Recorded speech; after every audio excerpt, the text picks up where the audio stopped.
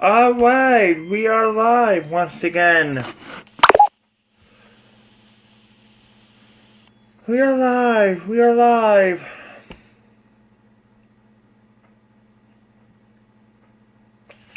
Yay! Let's see if Feleica comes on.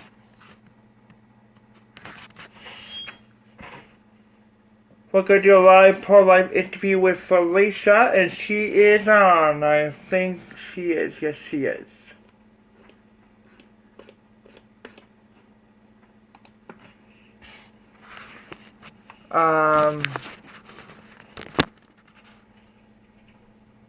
It was so her that she will be on, and I'm hoping that she's coming on.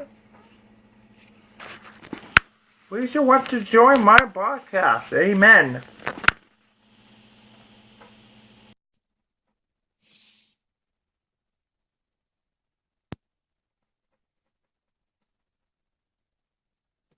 Yeah, it's connecting. Hi. Hey, finally. How are you? Good, how you doing? Finally got this working. Well, finally got this working exactly right. Yeah. But the lighting's not very good. No, we actually Okay. I just got back about 2 hours ago. We were on the player visual, and we had a nice few people chatting with us today. That's awesome. But none of them were pro-life. But that's the sad part. Well, it's important to talk to those who aren't either. Right. So, Feleica, let's go ahead and give your story. I'm a Newfoundland native. I was born and raised here, and I plan to stay here. When I was born, I was having problems. I was having seizures. My lungs almost collapsed, and I had fluid on the brain. And through testing, the doctors found out that I had Turner syndrome. Now, with my condition, 2% of those with my condition survive to birth, unnatural circumstances, and 79% of those diagnosed prenatally are aborted. And so it's very hard to think about that you know, so many are being aborted, and I'm healthy. I'm married it'll be 6 years this November, and a lot of the things that they told me that I wouldn't be able to do never even happened. Like, I was told I wouldn't develop secondary sex characteristics on my own, and I did. I was told I wouldn't have a period on my own, and I did. I wouldn't do well in school, and I'm an honor roll college graduate. So I proved the doctors wrong, along with many other people with prenatal diagnoses, proved the doctors wrong in doctors' offices day in and day out. And our lives shouldn't be hinge upon a medical opinion, because we need to drop the textbook answers and look at the person, because that's what it's all about, the person. And I am equally as important of protection as anybody else. So you did Life Change Sunday this year for the second year in a row?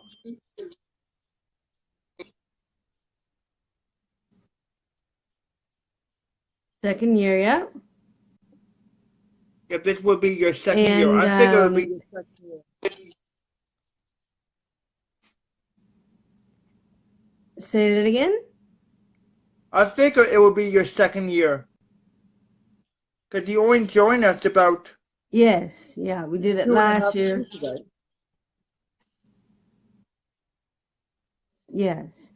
It was a really good day. It was only me and my husband out this time, but we got a lot of hunks of support, and there was only one person that they flipped the finger at us. But you expect that, and we've had a few conversations with people, good conversations. There was one man that stopped in the parking lot, and they were talking to us, and he was saying that he's a post-abortive father, and in 2002 we fought for the life of his baby to no avail. The mother ended up aborting, and he said, like, he saw us with abortion hurts women and abortion kills children, and he said, it's important to remember the fathers too, and fathers hurt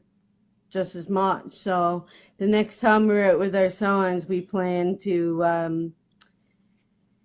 actually have the abortion hurts men too, But because we think it's important that they get representation as well. we have here in St. John's, we have a few men standing up for the fathers. Because it not only hurts the women, but it hurts the fathers too. That's right.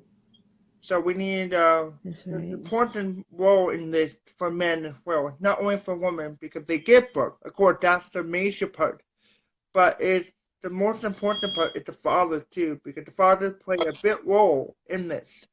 I came across a father who did drugs because he lost his child through abortion. So it hurts men that will go to just to come out and say that he lost his child. It's not going to be easy. No, that's right.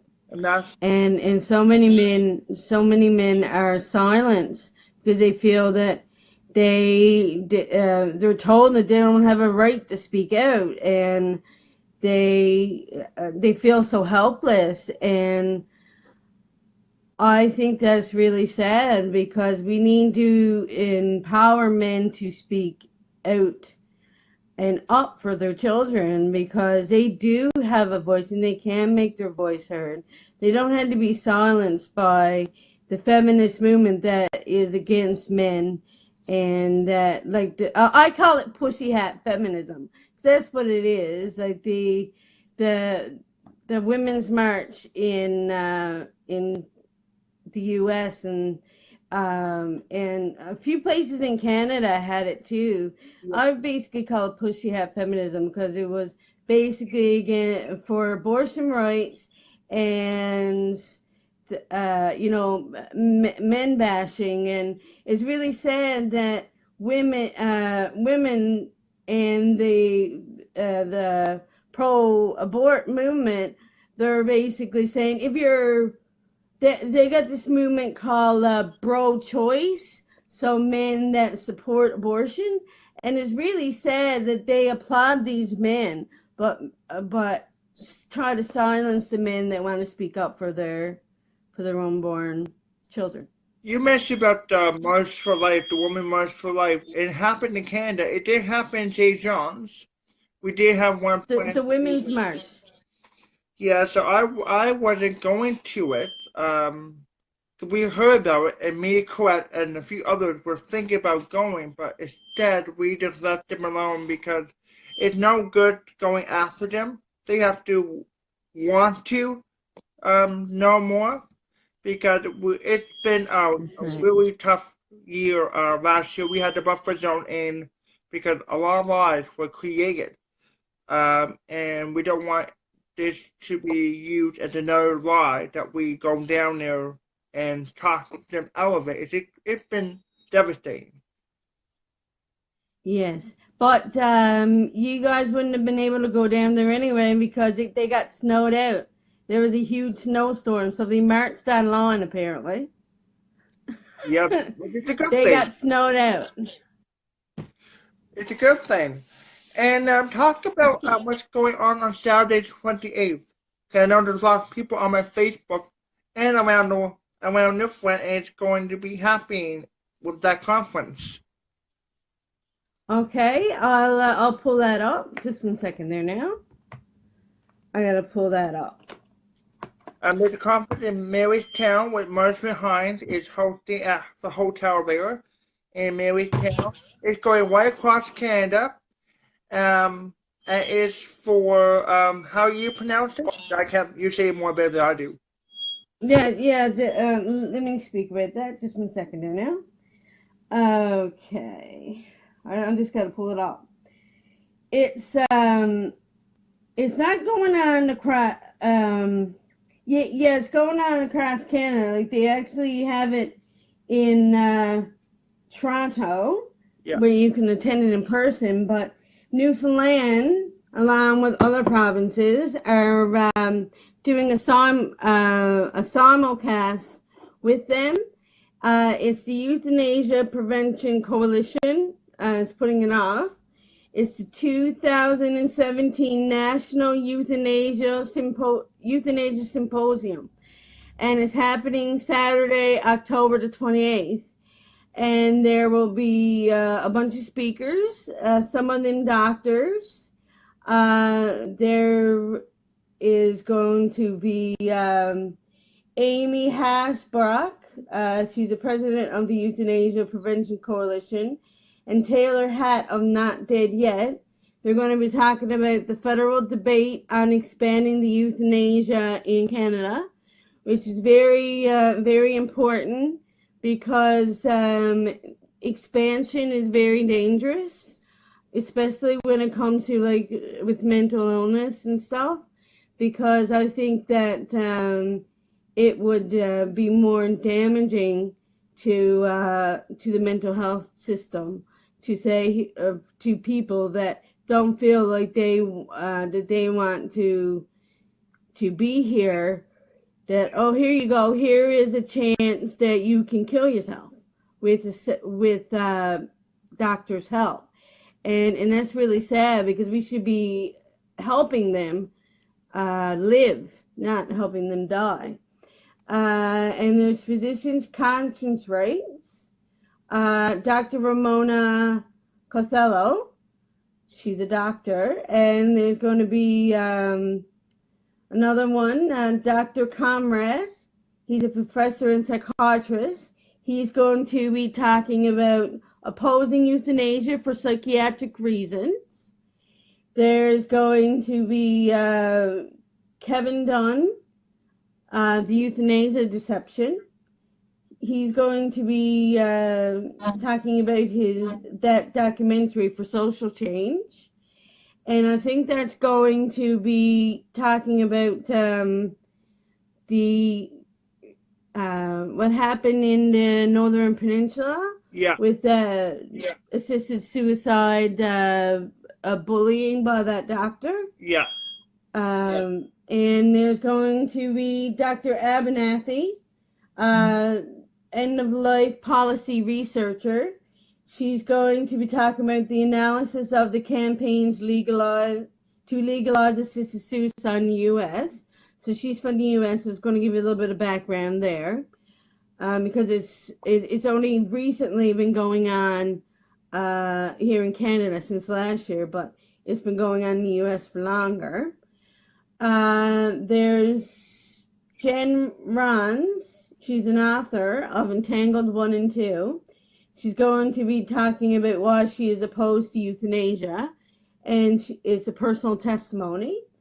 And we have one more, Charles Lewis, anti-euthanasia activist and journalist. She's going to be talking about the possibility of extending euthanasia in Canada to incompetent people who previously requested it. So that's going to be our speakers, and it is going to be happening in Gander, October 28th, 10:30 to 6:30 in the Subway Party Room, and it's going to be happening in Marystown at the Braxton Suites, Creston South hotel, and their registration is going to be $20. Coffee breaks and lunch provided. And mine, ours here in Gander, is going to be free, but free will offering accepted if the attendees so choose. So that's going to be happening on October the 28th. So we really hope people will attend that. And even if you say, you know what, I'm totally for euthanasia. You know what? It's so new in Canada, so why not get to know it more and to see the side of those that oppose it and why, instead of just saying, okay, you know what, this is my view and I'm not going to listen to anything else. Just sit down and listen and dialogue and get to know why people are so passionate about stopping euthanasia. Now, we had Mark Staburn here about 2 years ago. Wasn't last year, but the year before. He would talk about this, and he'd been giving some incredible sad stories.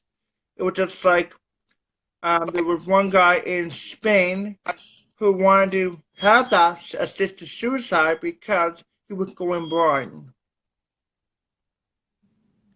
And that's just sad to see. Just because you're blind, there was another tropical of I think with two brothers or whatever, with two of the same family, and they wanted to do it because of the fact that the two organized the two queen fleets, and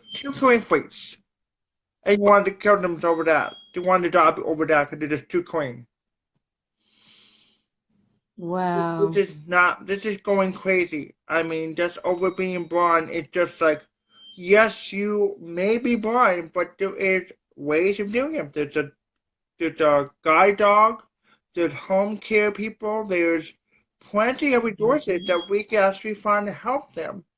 And we have like the blind centers around the province and even around the country who will help people with blindness, will give them like a speaker or something, and it will actually help them when they go out.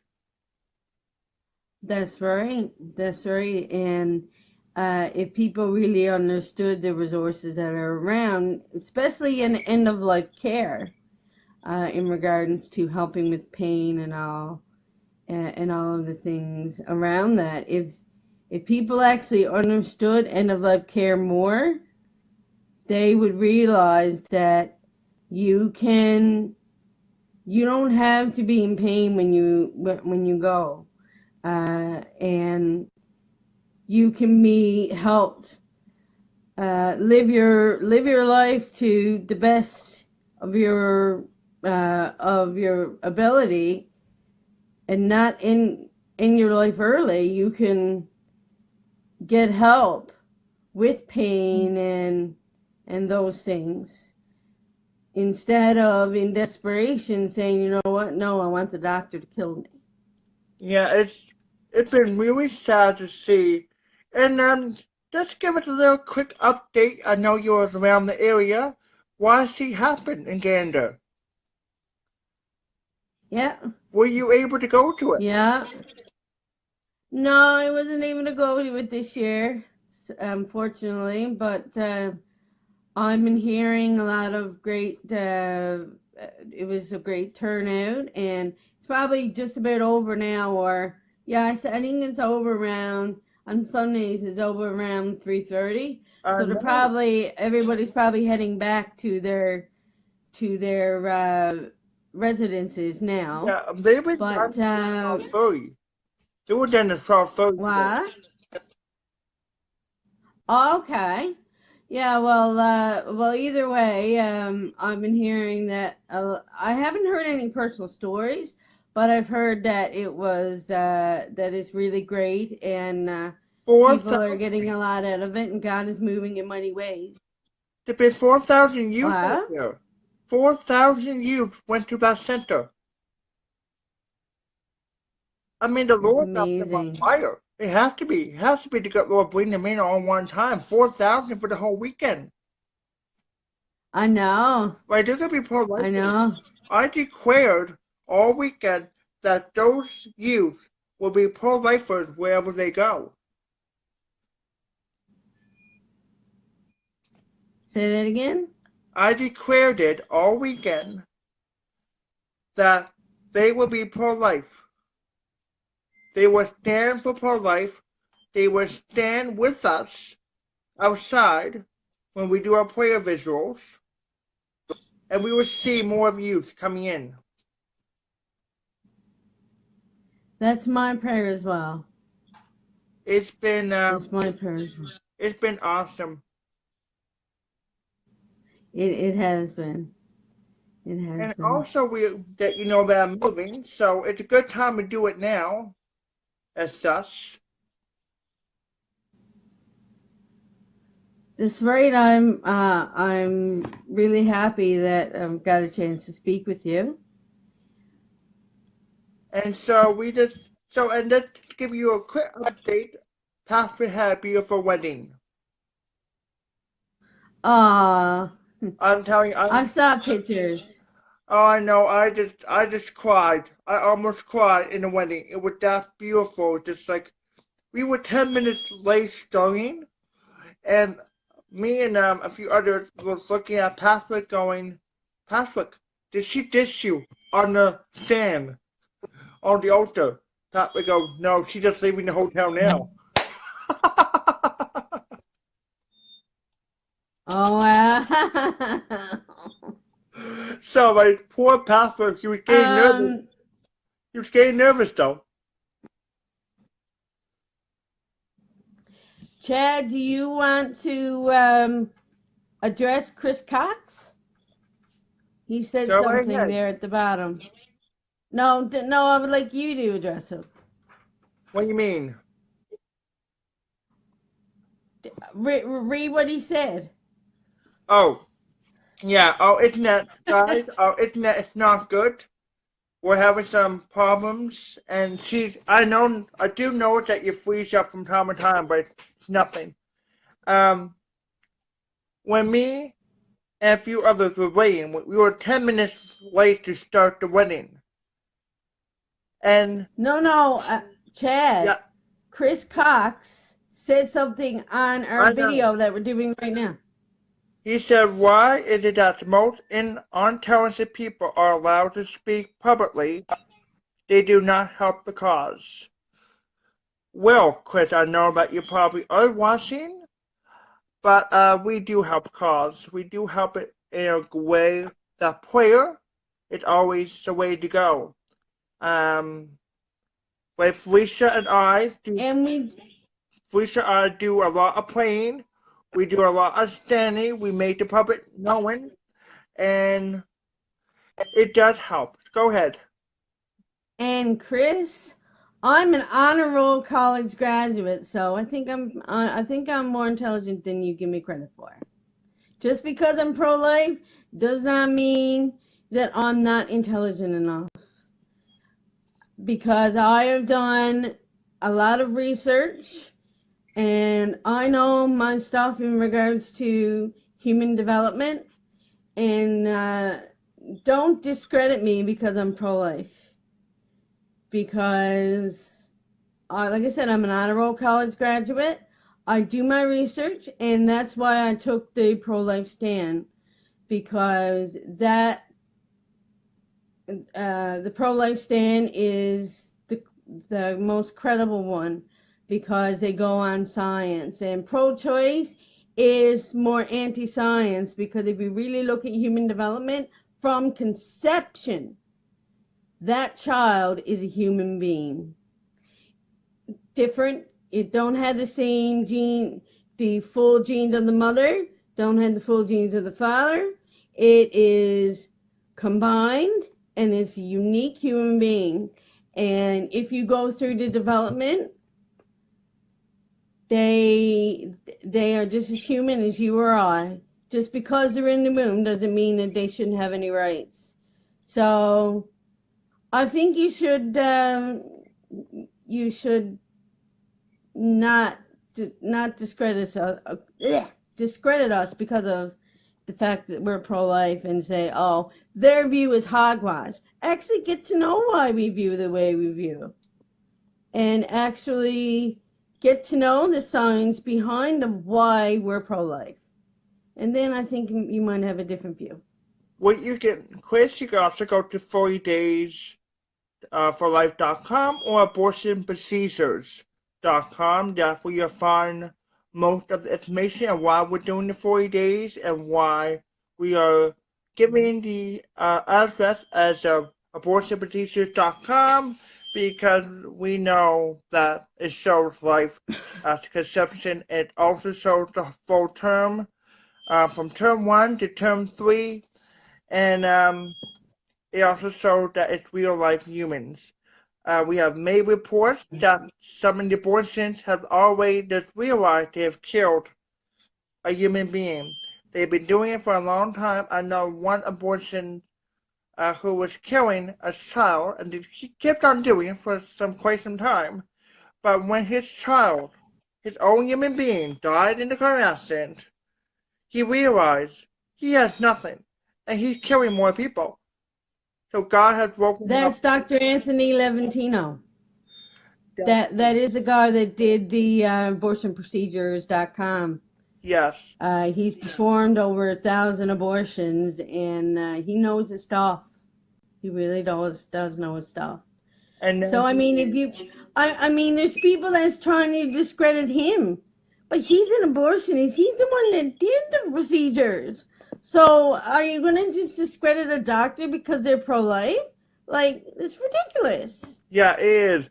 I mean, there's plenty. I mean, I don't know what to say, but it's God's wake-up call, and thank Donald Trump. He finally got the abortions to go 20 weeks, and no conception pill is being paid for by taxpayers. But the only thing about that is it has the rape exception. Yeah. So that is something that I am more on the line of, like, there's a lot of things I don't like about it. And yes, okay, people say 20 week ban is okay, and it's a step, but who are we willing to step over to get what we want? Who are we willing to sacrifice? Those babies conceived in rape, they feel pain too. Yeah. So I kind of see both sides, but I'm more end up being an exception myself, because of my prenatal, what I had when I was born with. I see both sides, but I see more on the other end, because you're kind of saying that, you know what, we don't care about you. That's the way I see it. Like, who are we willing to throw under the bus? Exactly. It's only the stuff, Lisa. It's only the beginning. I mean, once they get this far, Lisa, it's all gonna come down from here. It's all gonna get better. But it has to start somewhere, does it?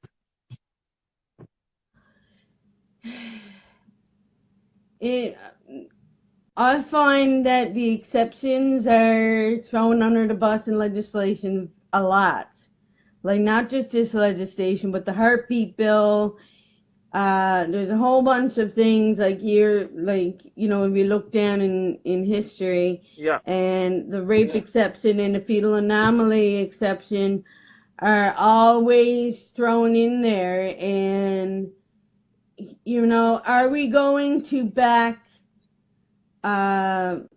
politicians that are 100% pro-life, or are we going to back mediocre politicians that is only going to get half the job done?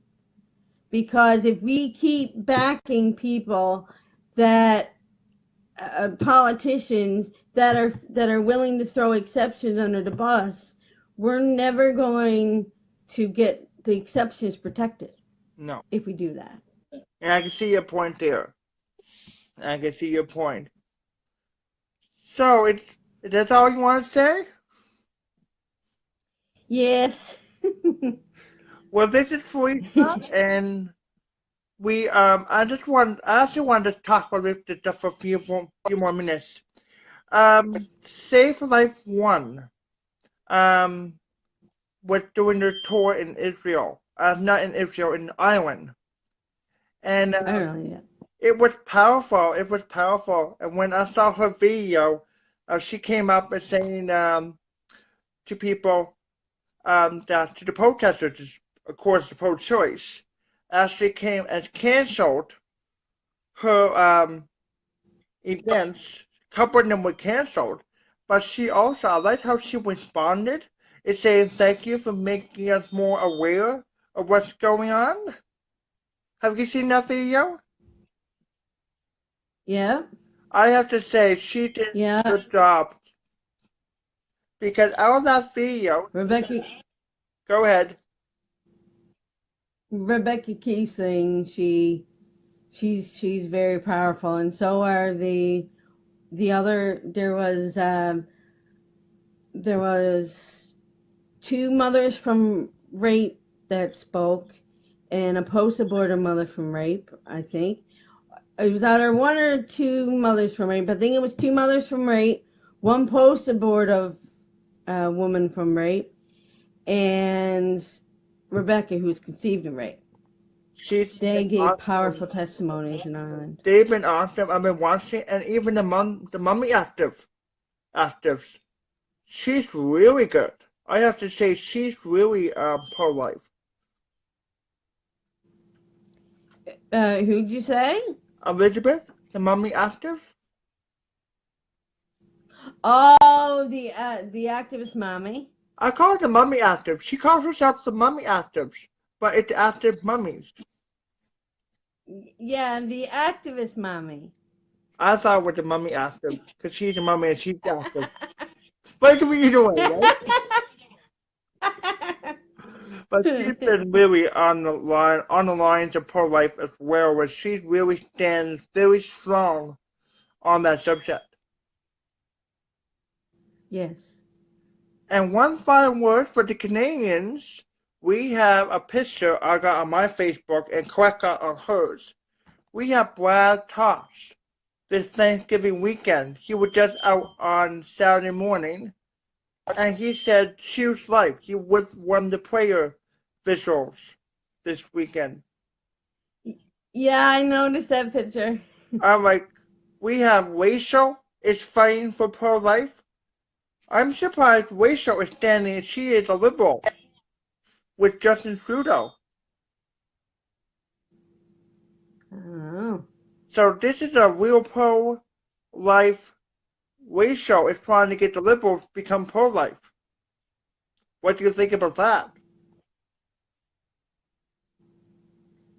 That'd be very interesting to see what happens there. I have to say, I mean, I know liberals and the NDPs, they can't vote their conscience. They got to toe the party line. So if anybody do convert to being pro-life, they might have to leave the Liberal Party because they're not allowed to vote their conscience. but we'll see. God's moving in So we'll have to Canada. see how everything plays out there. God's moving Yes, life in he is. Canada. And in Well, that's Newfoundland. all for today. I'm sure we're going to do more interviews on the way. And today, guys, is Yeah. Life Respect Sunday. It's a Respect Week. Last week we had Life Change Sunday. This week we got Life Respect Week. So it's a full week of respecting life. Yeah, so we should respect life 365 days a year. That's right. So we are going to end this chat. Of course, Felicia's going to join us a little bit later on. I'm more hoping so in November because I'm packing up and moving. And of course, we have to do the 40 days for life. So there could be kind of chaos coming up in the next few days. And Felicia got a lot of stuff on her hands to do. She got the conference to get ready for. She got everything to be. So it can be quite busy. October is always quite busy, and it's Pastor Appreciation Month for the pastors here in Newfoundland. I don't know if it's across Canada. I think it's across Canada, is it? I'm not sure. I know it's in Newfoundland. I know it's in Newfoundland too. So we got to respect our pastors and see them. So thank you, Felicia, for joining. I'll have this on YouTube. Thank you for having me. I'll have this on YouTube. And remember, guys, join me tonight at 8 p.m. We'll do the book of Revelation, chapter 7. It's going to get real tense from here. So buckle up, sit on the train tight, because we're going on a train ride. Thanks, Felicia. Thank you. And that's it. Remember, God loves you, Jesus loves you, and Jesus is Lord. Amen.